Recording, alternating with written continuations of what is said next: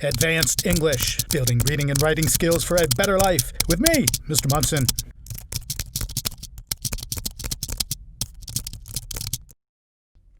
Okay, welcome back. I'm feeling a bit patriotic today, and I'm wearing the red tie, which, depending on my audience, could be a subtle appeal to patriotism, an emotional appeal that aligns my values with those of the audience. Anyway, I'm glad to see everyone again, especially since that means I was at least persuasive enough in the first episode to convince you to give a second episode a fighting chance. Today's video is going to be about ethics, about the ethics of being a student and my expectations for the class. First off, what do I mean by ethics? According to the Oxford American Dictionary, Appeal to Authority, ethics are moral principles that govern a person's behavior. Later in the year, we'll discuss the idea that angels are nothing more than sharks well governed, but that's a topic much farther down the road. Allow me briefly to discuss where I believe ethics come from. There is no hard and fast science to this theory, so permit me a moment to provide some examples to support my argument. The origin of ethics is relevant because we are all operating on the direction of our own moral compasses. Lots of people claim that their moral compass comes from religion. However, I don't think a religious explanation is necessary. Religion doesn't explain how atheists can be extraordinarily moral people, and it also doesn't explain why animals seem to exhibit altruistic behavior. Altruism, that is selfless behavior as opposed to selfish behavior. Note that I said seem, because this whole theory is open to debate, and you are welcome to disagree with me. Whenever you're writing persuasively, you want to make sure you don't back yourself into a corner unless you're absolutely certain of the facts at your disposal. Also, if I were to say, you might be thinking that there is no way that animals have morals, I would be anticipating the opposition. Let me do that right now. I have a little dog, a Shiba Inu. When she was a puppy, we'd take her to the dog park and she'd get into tussles with dogs much bigger than she was. The curious thing was that whenever she would yelp, the bigger dog would back off. But why? Each one of those bigger dogs had the ability to kill her instantly, yet they didn't. Why? She was a stranger to them. Why would they care? What is the evolutionary advantage of a dog backing away from a fight if it knows it can easily win? I believe that is morality. I believe this is an instinctual biological component, a morality component. I believe it is an offshoot of disgust. The tactic I just used is called an aphora, a repetition of the beginning of a statement. Back to disgust.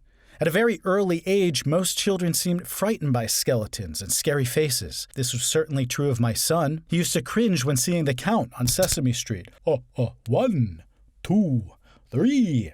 This reticence is not learned. I didn't teach him to be scared. Why would I do that? If it's not learned, it must be instinctual. That disgust response is the same response that more or less prevents human beings from randomly killing each other. Sadly, some people, like psychopaths, lack this instinct. There are plenty of studies showing how the brains of such people are wired differently, thus supporting the biological argument for morality. The point is, because we all operate based on our own moral compass, one that is largely inherited, it's imperative that I provide some guidelines for behavior in this class.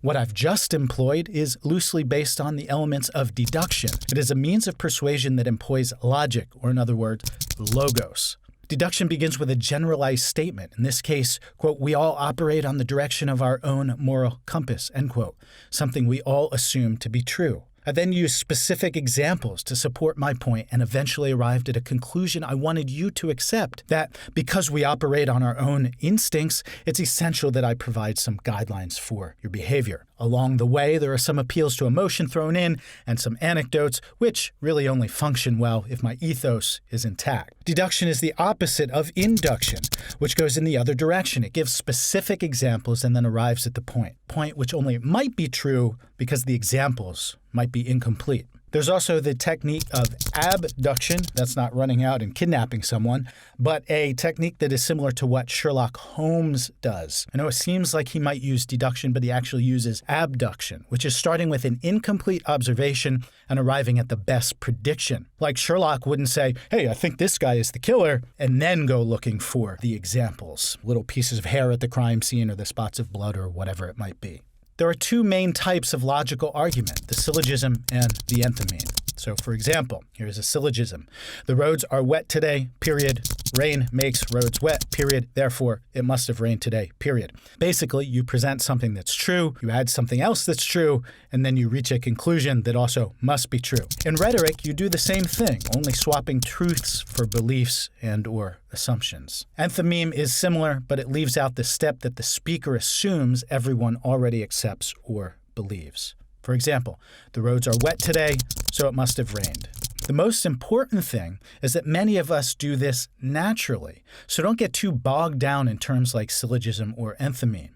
Once again, our old friend Aristotle, speeches that rely on examples are persuasive, but those which rely on enthymemes excite the louder applause. This is because providing every logical step along the way is quite boring.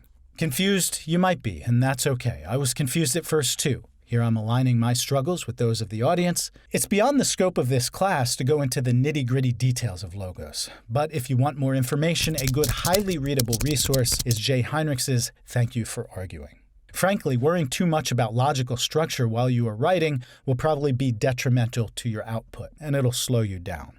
Thankfully, most of us do these things intuitively because logos just make sense. You could perhaps use the different forms of logos to deconstruct someone else's argument by determining where the logical flaws are, but that will be the topic for another video. Please note that simply providing facts or statistics is not automatically logos. Okay, that was quite a long aside. Of course, aside is a remark not directly related to the main topic of discussion, dictionary. Back to my conclusion that it's essential that I provide some guidelines for ethical behavior in this class. In the past, you may have been tempted to consult SparkNotes or other study guides when you're having trouble figuring out what a writer is trying to say.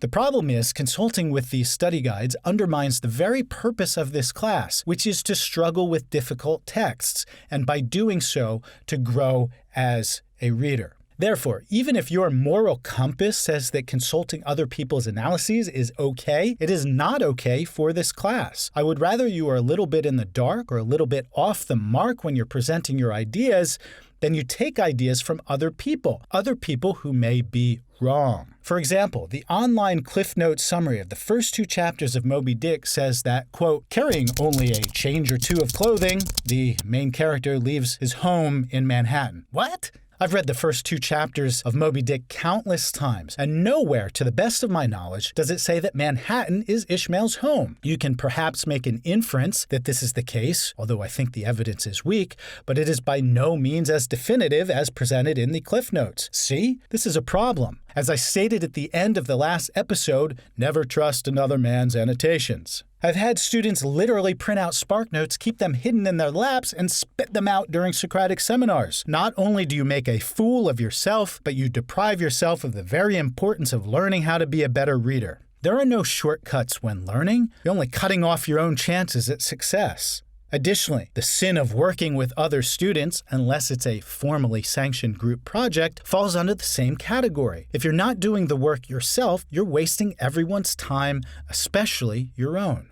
What if your goal was to get shredded, or ripped, or buffed, or whatever we call it? Would you hire someone to do push-ups for you? It sounds ridiculous, doesn't it? The brain is no different. It functions like a spongy muscle. The more you write and read, the smarter you get. Taking a shortcut or the easy path simply doesn't work. Later, we'll discuss the value of goals. Hint, they're not as important as some might think, but that's a totally different topic. Consider a tale of 2 students. If you were an employer, which of these students would you want to hire? I, personally, am interested in the student who demonstrates strong skills, not necessarily grades. Last but no less sinful is plagiarism, taking someone else's words or ideas and passing them off as your own.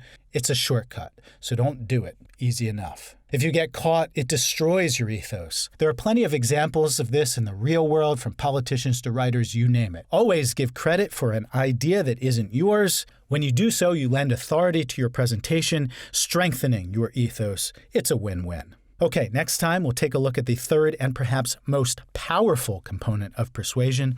Until then, here's Aristotle. Rhetoric is useful because things that are true and things that are just have a natural tendency to prevail over their opposites. Okay, until next time.